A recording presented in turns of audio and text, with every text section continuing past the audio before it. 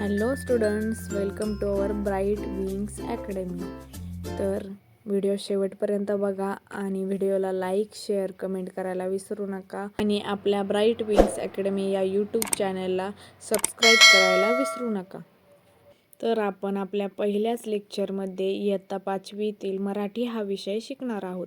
तर अतिशय सुंदर असा सिलेबस आहे इयत्ता 5वीचा आणि अतिशय सुंदर असं पाठ्यपुस्तक दिलेलं आहे. त्यातील पहिलीच कविता आहे माय मराठी. माय मराठी या कवितेच्या कवयित्री आहेत संजीवनी मराठे. तर संजीवनी मराठे यांनी ह्या कवितेतून आपल्या मराठी भाषेवरील प्रेम, अभिमान आणि कृतज्ञता व्यक्त केली आहे. तर सर्वप्रथम आपण माय मराठी ही कविता एकदा रीड करून घेऊया. माय मराठी. माय मराठी तुझिया पायी तनमन धन मी वाहियले, तुझिया नामी तुझिया धामी अखंड रंगुनी राहियले. कष्टामधली तुझीच गोडी चाखा याची मज आई, मला आवडे तुझा विसावा तुझीच निर्भय अंगाई. तुझे झरे अन तुझी पाखरे वास तुझा जनलोक तुझा, हवा हवासा मला वाटतो राग तुझा संतोष तुझा. माय मराठी तुझिया अंकी लोळण घेते बागडते, तसेच अलगत तव आभाळी भरारणे मज आवडते. तुझे चालणे तुझे बोलणे दाखव मजला रीत तुझी, जे ओठी ते पोटी असली शिकवी मजला प्रीत तुझी. तुझ्यासाठी गुंफीत बसते मोहन माला शब्दांची, अर्थ साजरा गंध लाजरा नवल परी पण रंगांची. माय मराठी तुझ्यासाठी वात होऊनी जळते मी, क्षणाक्षणाने कणाकणाने तुझ्या स्वरूपा मिळते मी. आपण आता एका कडव्याचा अर्थ समजून घेऊया. कडवं पहिलं. माय मराठी तुझिया पायी तनमन धन मी वाहियले, तुझिया नामी तुझिया धामी अखंड रंगुनी राहियले. तर या कडव्याचा अर्थ असा होतो की कवयित्री म्हणतात की मला माझी माय मराठी म्हणजेच माझी मराठी भाषा ही माझ्या आईसारखी आहे आणि माझ्या मराठी भाषेवर खूप प्रेम आहे आणि मी माझ्या मराठी भाषेत एवढी गुंतत गेले आहे की मी सर्वस्व त्या मराठी भाषेला अर्पण केले आहे. मी माझ्या मराठी भाषेचा आदर करते. तसेच मी माझ्या आईला म्हणजेच माझ्या मराठी भाषेला नतमस्तक आहे. कडवं दुसरं. कष्टामधली तुझीच गोडी चाखा याची मज आई, मला आवडे तुझा विसावा तुझीच निर्भय अंगाई. तर याच्यामध्ये कवयित्री म्हणतात की मराठी भाषेचा इतिहास हा अतिशय खडतर आणि संघर्षाने भरलेला आहे, पण जी मराठी भाषेमध्ये आपुलकी, प्रेम आणि जिव्हाळा आहे तो इतर कुठल्याही भाषेत अनुभवायला मिळत नाही.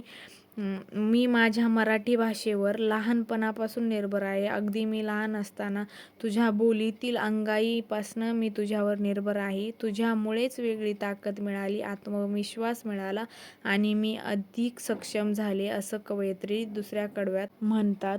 कडवं तिसरं.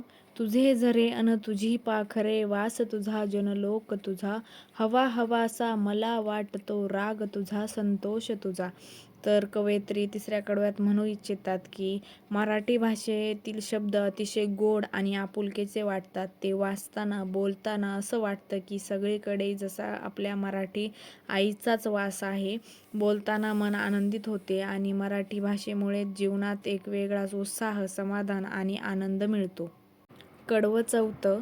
माय मराठी तुझिया अंकी लोळण घेते बागडते, तसेच अलगत तव आभाळी भरारणे मज आवडते.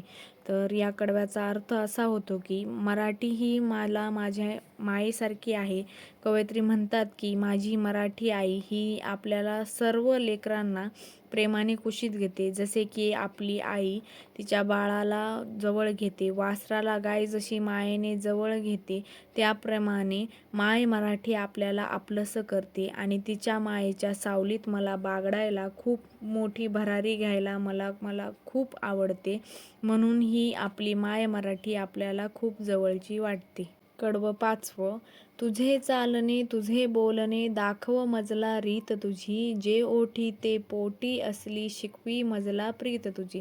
तर या कडव्याचा असा अर्थ होतो की मराठी भाषेची शुद्धता, तिची गोडी आणि संस्कृती जपण्याची जबाबदारी सगळी आपली आहे.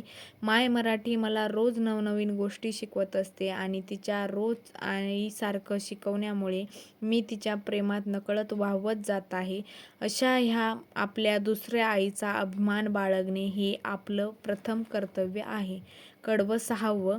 तुझ्यासाठी गुंफीत बसते मोहनमाला शब्दांची, अर्थ साजरा गंध लाजरा नवलपरी पनरंगांची. आपल्या मराठी भाषेत खूप मौल्यवान शब्दसंपत्ती आहे आणि या शब्दांच्या मोहनमाळेतून, या शब्दांतून आपलं ज्ञान, आपले संस्कार आणि आपली विचार करण्याची पद्धत हे सगळं दिसून येतं. आणि हा आपल्या मराठी भाषेचा ठेवा हा अमूल्य आहे, पैशात न मोजता येण्यासारखा आहे, असं कवयित्री 6व्या कडव्यात म्हणू इच्छितात. माय मराठी या कवितेचं शेवटचं कडवं म्हणजेच 7वं कडवं. माय मराठी तुझ्यासाठी वात होऊनी जळते मी, क्षणाक्षणाने कणाकणाने तुझ्या स्वरूपा मिळते मी. तर या शेवटच्या कडव्याचा अर्थ असा होतो की कवयित्री असं म्हणू इच्छितात की तुझं माझं नातं आयुष्यभर खूप असंच घट्ट राहील. माझी माय मराठी, मराठीमुळेच माझी ओळख आहे आणि मी माझ्या माय मराठीमुळेच घडले आहे.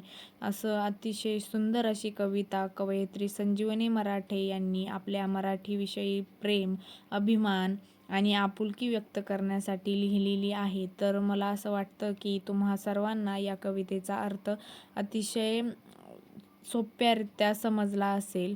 तर व्हिडिओला लाईक, शेअर, कमेंट करायला विसरू नका आणि हा व्हिडिओ जास्तीत जास्त लोकांपर्यंत कसा पोहोचेल याकडेही लक्ष द्या आणि आमच्या ब्राईट विंग्स अकॅडमी या यूट्यूब चॅनलला सबस्क्राईब करा. आपल्या मराठी माणसांना सपोर्ट करा हीच विनंती. धन्यवाद.